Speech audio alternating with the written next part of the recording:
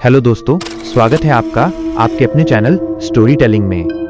अगर आप डरने और रोमांच महसूस करने के लिए तैयार हैं तो इस वीडियो को अभी लाइक कर दीजिए और ऐसी ही रोंगटे खड़े कर देने वाली कहानियों के लिए हमारे चैनल को सब्सक्राइब करना बिल्कुल मत भूलिएगा। तो चलिए शुरू करते हैं आज रात के सबसे भयानक सफर को। आंखें खुली रखिएगा। लखनऊ से कानपुर, एक भयानक रेल यात्रा, भाग 1। स्टेशन पर रहस्यमय शुरुआत। लखनऊ चारबाग रेलवे स्टेशन पर रात के 11 बज रहे थे। दिसंबर की सर्द रात थी और हवा में एक तीखी नम ठंडक घुली हुई थी। प्लेटफॉर्म नंबर 3 पर कानपुर जाने वाली अवध एक्सप्रेस खड़ी थी, जिसका प्रस्थान समय रात के 11:30 था। ट्रेन के पुराने डिब्बे अंधेरे में किसी विशाल और शांत जानवर की तरह लग रहे थे। मयंक, जो एक पत्रकार था और कानपुर में एक जरूरी रिपोर्टिंग असाइनमेंट के लिए जा रहा था, अपने बैकपैक को कसकर पकड़े हुए था। उसने अपनी सीट S4 तलाशनी शुरू की। डिब्बा S4 एकदम आखिरी में था और असामान्य रूप से खाली लग रहा था।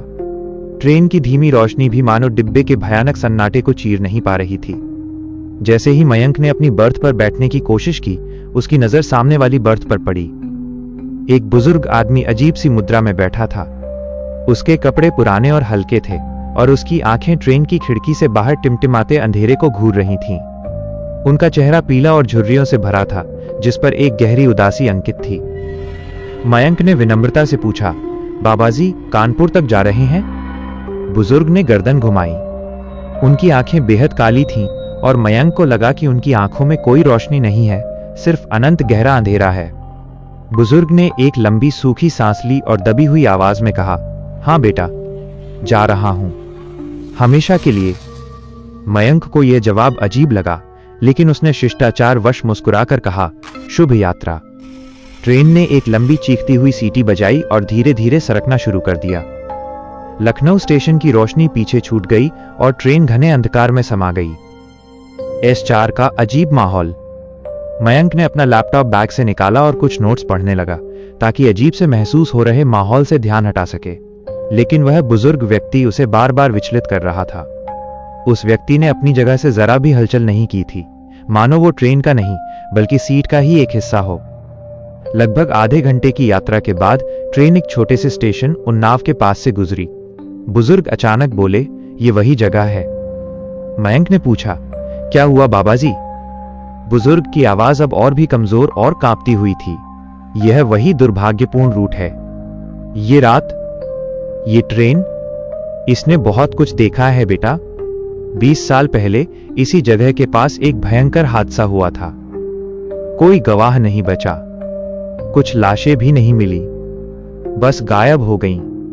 मयंक ने पत्रकार की उत्सुकता से पूछा, आपको यह सब कैसे पता? बुजुर्ग ने धीमी आवाज में एक और भयानक बात कही, क्योंकि मैं उस ट्रेन में था। मयंक का दिल एक पल के लिए धड़कना भूल गया। वो आदमी इतना शांत और उदासी से भरा हुआ था कि उसकी बात पर अविश्वास करना मुश्किल था। मयंक ने हिम्मत करके पूछा, पर अगर आप उस ट्रेन में थे तो आप बच कैसे गए? बुजुर्ग ने अपनी उंगलियां अपनी सूखी हथेली पर फेरी और एक ठंडी मुस्कान दी जो भयभीत करने वाली थी। बेटा, कुछ लोग बचते नहीं हैं, वे फंस जाते हैं। इस यात्रा में उन्हें दोबारा वही रात जीनी पड़ती है। दिन अनदेखी परछाइयां। जैसे ही बुजुर्ग ने यह कहा, मयंक को लगा कि डिब्बे का तापमान अचानक गिर गया है। उसने अपनी जैकेट की जिप ऊपर की, लेकिन ठंड बाहर की नहीं भीतर की थी। उसने ध्यान दिया कि उस बुजुर्ग के हाथ और चेहरे पर कोई भाप नहीं बन रही थी, जबकि मयंक की सांसें हवा में धुआं छोड़ रही थीं। ट्रेन अब निर्जन खेतों के बीच से गुजर रही थी। बाहर गहरा अंधेरा था, जिसे केवल ट्रेन की रोशनी ही कुछ पल के लिए चीर पाती थी। अचानक मयंक को कॉरिडोर में एक आकृति दिखाई दी। ये एक बच्चे की छोटी सी परछाई थी, जो तेजी से भागती हुई S4 के सामने से गुजरी। मयंक ने तुरंत पीछे मुड़कर देखा, लेकिन वहां कोई नहीं था।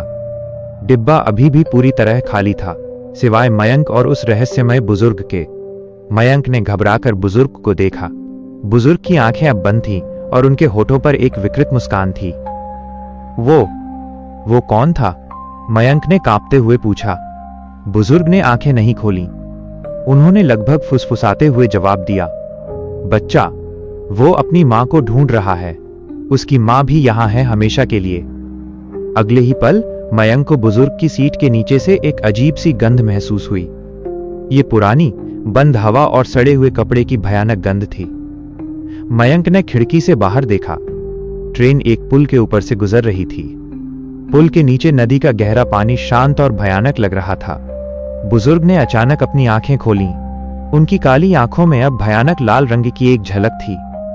उन्होंने तेजी से मयंक का हाथ पकड़ा। उनका स्पर्श बर्फ जैसा ठंडा था और मयंक को लगा कि उसकी नसें जम गई हैं। तुम निकल जाओ बेटा, बुजुर्ग ने दर्द भरी गहरी आवाज में चीखते हुए कहा। जब तक ये जगह, ये ट्रेन पुल पार नहीं करती, तुम बच सकते हो। भागो, वे आ रहे हैं। मयंक ने घबराकर अपना हाथ छुड़ाया और पीछे हटा। उसने देखा कि बुजुर्ग का चेहरा अब बदल रहा था। मांस ढीला पड़ रहा था और उनकी आंखों से एक काला तरल पदार्थ टपक रहा था। मयंक को एहसास हुआ कि वो किसी इंसान के साथ नहीं बैठा था। वो उठकर भागा। उसका लक्ष्य था ट्रेन के अगले डिब्बों की ओर जाना। पीछे बुजुर्ग के स्थान से एक भयानक गहरी गड़गड़ाहट की आवाज आई, मानो पुराना लोहा चटक रहा हो। मयंक दौड़ा। भाग 1 समाप्त। लखनऊ से कानपुर, एक भयानक रेल यात्रा, भाग 2। आगे की ओर दौड़। मयंक भागकर डिब्बा S3 में पहुंचा। S3 में भीड़ थी। लोग सो रहे थे, खा रहे थे या मोबाइल पर बात कर रहे थे। एक सामान्य डिब्बे का शोर और चहल पहल मयंक को असीम राहत दे रहा था। वह भागते हुए टॉयलेट के नजदीक एक सीट पर धम से बैठ गया। उसकी सांसें तेज चल रही थीं और पसीना माथे पर जम गया था। एक सहयात्री, जिसने मयंक की घबराहट को नोटिस किया, उसने चिंता से पूछा, क्या हुआ भाई, भूत देख लिया क्या? मयंक ने पानी की बोतल खोली और गटक गया। वो कुछ नहीं बोल पाया, बस सिर हिला दिया। वो बस S4 के भयानक अनुभव को भूलना चाहता था। उसे लगा कि वो शायद ज्यादा काम और नींद की कमी के कारण भ्रम में था। लेकिन उसके दिमाग में एक विचार चला, माइनस वो बुजुर्ग। उसने हिम्मत की और धीरे से पीछे मुड़कर देखना चाहा। S4 और S3 को जोड़ने वाले दरवाजे के कांच में S4 का अंदरूनी दृश्य धुंधला दिख रहा था। मयंक ने देखा कि उस बुजुर्ग की सीट खाली थी, लेकिन सीट पर कोई नहीं था। इससे पहले कि वो राहत की सांस ले पाता, कांच पर उंगलियों के निशान उभरने लगे। गंदे काले निशान, जैसे किसी ने कोयले से कांच को खरोंचा हो। और फिर उन निशानों के बीच से 2 काली आंखें उसे घूरने लगी। वे वही आंखें थीं, रोशनी रहित, अनंत अंधकार से भरी हुई। ट्रेन के भीतर अचानक एक तेज, दर्द भरी चीख गूंजी। ये आवाज किसी यात्री की नहीं थी। यह मानव कंठ से निकलने वाली आवाज नहीं थी। ये चीख थी पुरानी धातु के टूटना और घिसना की, पीछे के डिब्बे से आ रही चीख। मयंक जानता था कि उसे भागना चाहिए। वो S3 से उठा और S2 की ओर दौड़ा। जैसे ही उसने दरवाजा खोला, सामने एक TTE मिला। TTE ने गुस्से से कहा, कहां भाग रहे हो? अपनी सीट पर जाओ, टिकट दिखाओ। मयंक ने हकलाते हुए कहा, वो पीछे भूत है, S4 में कुछ गड़बड़ है। बुजुर्ग आदमी। TTE ने अजीब नजर से उसे देखा। S4? कौन सा S4? बेटा, ये ट्रेन केवल S1 से S3 तक जनरल और स्लीपर डिब्बों वाली है। S4 है ही नहीं।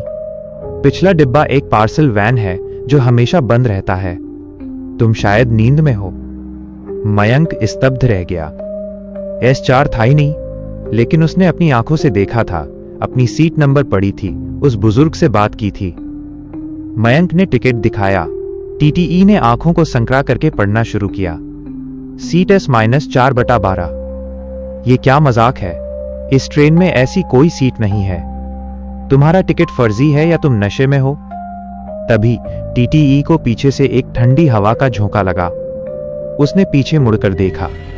S3 के दरवाजे पर अब केवल अंधेरा था और उस अंधेरे में असंख्य काली आंखें टिमटिमा रही थीं।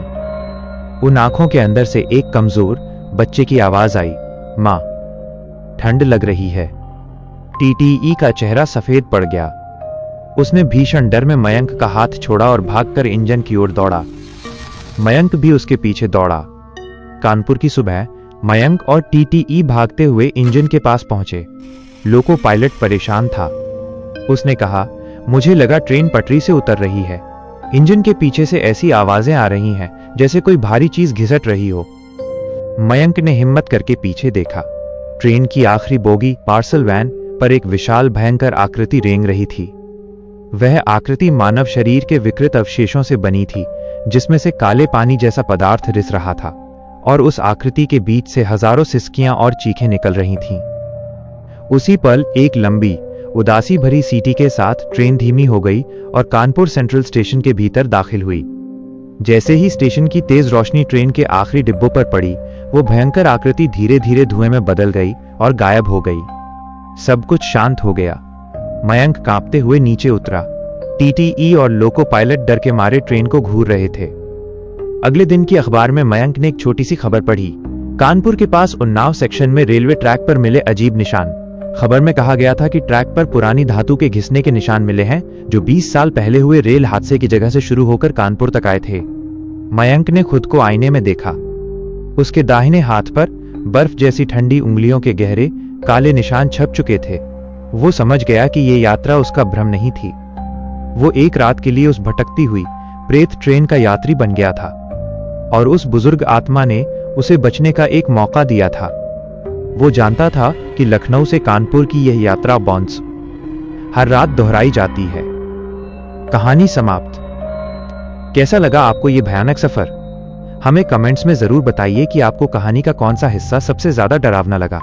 अगर आपके रोंगटे खड़े हुए हों तो इस वीडियो को लाइक करें, और ऐसी ही अनसुनी, रहस्यमय और डरावनी कहानियों के लिए अपने चैनल स्टोरी टेलिंग को सब्सक्राइब करके बेल आइकॉन दबाना बिल्कुल न भूलें। हम फिर मिलेंगे अगली रात एक नए डर के साथ। तब तक के लिए अपना ध्यान रखिए।